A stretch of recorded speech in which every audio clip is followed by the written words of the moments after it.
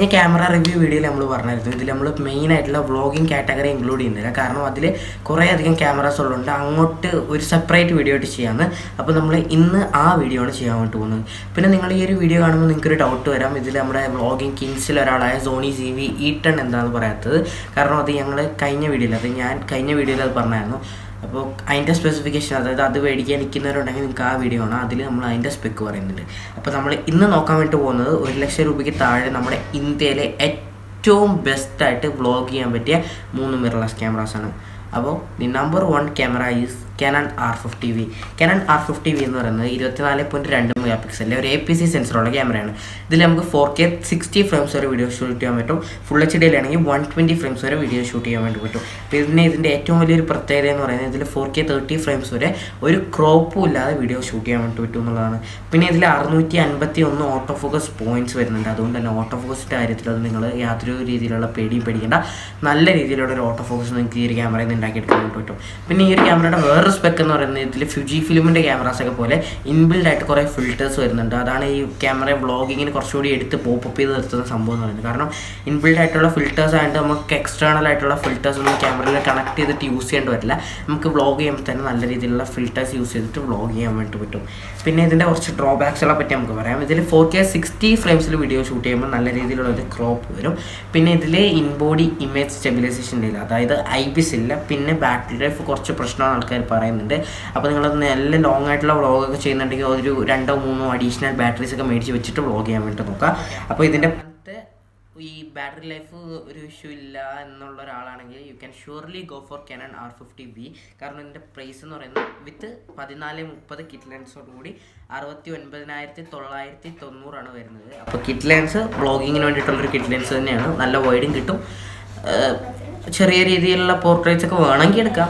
എന്നാലും ഒരു 50 mm ഉണ്ടെങ്കിലാണ് പോർട്രേറ്റ്സിന് നല്ലത്. അത് വ്ളോഗിങ്ങിന് വേണ്ടിയിട്ട് തന്നെയാണ് ഇത്. നമ്മുടെ നെക്സ്റ്റ്, അതായത് രണ്ടാമത്തെ ക്യാമറ നോക്കാം. Nikon Z30. Nikon Z30 എന്ന് പറയുന്നത് 20.9 മെഗാപിക്സലിൻ്റെ ഒരു APC സെൻസറുള്ള ക്യാമറയാണ്. ഇതിൽ നമുക്ക് 4K 30 ഫ്രെയിംസിലും ഫുൾ HD 120 ഫ്രെയിംസിലും വീഡിയോ ഷൂട്ട് ചെയ്യാം. ഇതിൻ്റെ ഓട്ടോ ഫോക്കസ് പോയിന്റ്സിനെ പറ്റി പറയുകയാണെങ്കിൽ 209 ഓട്ടോ ഫോക്കസ് പോയിന്റ്സ് ഈ ഒരു ക്യാമറയിൽ വരുന്നുണ്ട്. അത് അത്ര ഭയങ്കരമായിട്ടുള്ള ഓട്ടോ ഫോക്കസ് പോയിന്റ്സ് ഒന്നും അല്ല, എന്നാൽ പോലും കുഴപ്പമില്ലാത്ത രീതിയിലുള്ള ഓട്ടോ ഫോക്കസ് പോയിന്റ്സ് കിട്ടും. പിന്നെ ഇതിൽ real time I auto focus വരുന്നുണ്ട്. അതായത് real time I auto focus എന്ന് പറഞ്ഞാൽ ആനിമൽസിൻ്റെ ആയാലും ഹ്യൂമൻസിൻ്റെ ആയാലും ബേർഡ്സിൻ്റെ ആയാലും ആരുടെയായാലും ഐ ട്രാക്ക് ചെയ്തിട്ട് അവരുടെ ഫേസിൽ നിന്ന് ഫോക്കസ് പോകാതെ വീഡിയോ എടുക്കാൻ വേണ്ടിയിട്ട് റിയൽ ടൈം ഐ ട്രാക്കിങ് നിങ്ങളെ സഹായിക്കും. നിങ്ങളെ പിന്നെ പോയിട്ട് മാനുവലി ഫോക്കസ് ചെയ്യാനോ കാര്യങ്ങളൊന്നും നിൽക്കേണ്ട. പിന്നെ ഈ ഒരു ക്യാമറയുടെ ഡ്രോബാക്സുകളെ പറ്റി പറയുകയാണെങ്കിൽ നേരത്തെ ഉള്ള, അതായത് Canon R50യിലുള്ള സെയിം ഡ്രോബാക്കാണ് ഇതിലുള്ളത്. അതായത് IBIS ഇൻബോഡി ഇമേജ് സ്റ്റെബിലൈസേഷൻ ഈ ഒരു ക്യാമറയിലും ഇല്ല. പിന്നെ ഇതിൽ വേറൊരു പ്രശ്നമുണ്ട്, ഇതിൽ ഹെഡ്ഫോൺ ജാക്ക് ഇല്ല. അതായത് നമുക്ക് ഹെഡ്ഫോൺ ജാക്ക് ഉണ്ടെങ്കിൽ ലൈവ് ഓഡിയോ മോണിറ്ററിങ് ചെയ്യാൻ പറ്റുള്ളൂ ക്യാമറയിൽ നിന്നിട്ട്, അല്ലെങ്കിൽ നമ്മൾ മൈക്ക് യൂസ് ചെയ്യേണ്ടി വരും. ഇപ്പോൾ ക്യാമറയിൽ മൈക്കൊന്നും വ്ളോഗേഴ്സ് യൂസ് ചെയ്യാറില്ല, എന്നാലും അതൊരു പോരായ്മയാണ്. പിന്നെ 4K 60 ഫ്രെയിംസ് തന്നിട്ടില്ല. മറ്റേ Canon R50V ആണെങ്കിൽ 4K 60 ഫ്രെയിംസ് തന്നിട്ടുണ്ട്, ബട്ട് ഇതിൽ 4K 60 ഫ്രെയിംസ് തരുന്നില്ല. ഇതിൻ്റെ പ്രൈസിനെ പറ്റി പറയുകയാണെങ്കിൽ 1650 കിറ്റ് ലെൻസോടുകൂടി 84,399 രൂപയാണ് ഞാനിപ്പോൾ ആമസോണിൽ ചെക്ക് ചെയ്ത് നോക്കിയപ്പോൾ ഇതിൻ്റെ പ്രൈസ് കാണിച്ചത്. ഇനി നമുക്ക് നമ്മുടെ തേർഡ് ക്യാമറ നോക്കാം.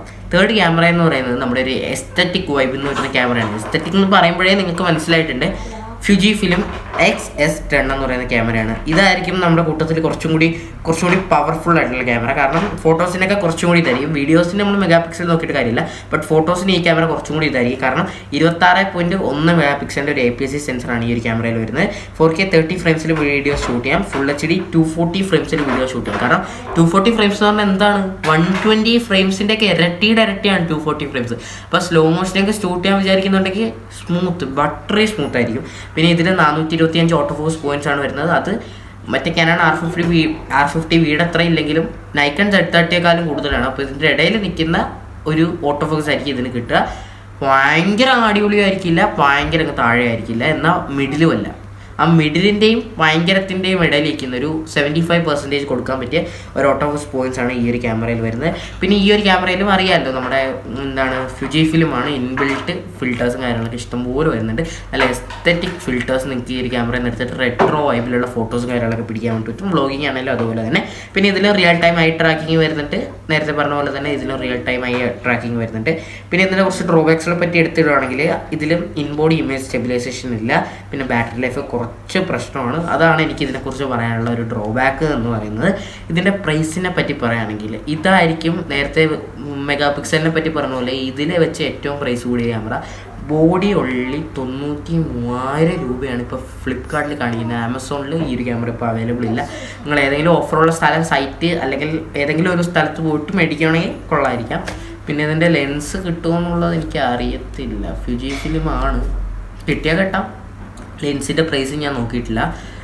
അപ്പം എത്ര രൂപയാണ് ഇതിൻ്റെ ലെൻസും കൂടി മേടിക്കുകയെന്ന് എനിക്കറിയില്ല. അപ്പോൾ നിങ്ങൾ കുറച്ചൊന്ന് ഹൈ ബഡ്ജറ്റ് ഇട്ടിട്ടൊന്ന് വ്ളോഗ് ചെയ്യാൻ ഉദ്ദേശിക്കുന്നുണ്ടെങ്കിൽ ഷുവർലി ഈ ക്യാമറ എടുക്കുക, കാരണം അടിപൊളി കുറേ സ്പെക്സ് ഉള്ള ക്യാമറയാണിത്. അപ്പോൾ ഇതാണ് നമ്മുടെ ഇന്നത്തെ ലിസ്റ്റിലുണ്ടായിരുന്ന 3 ക്യാമറ എന്ന് പറയുന്നത്. അപ്പോൾ ഇനി ഇതുള്ള യൂസ്ഫുൾ വീഡിയോസ് ആയിട്ട് വരുന്നവരെ ബൈ.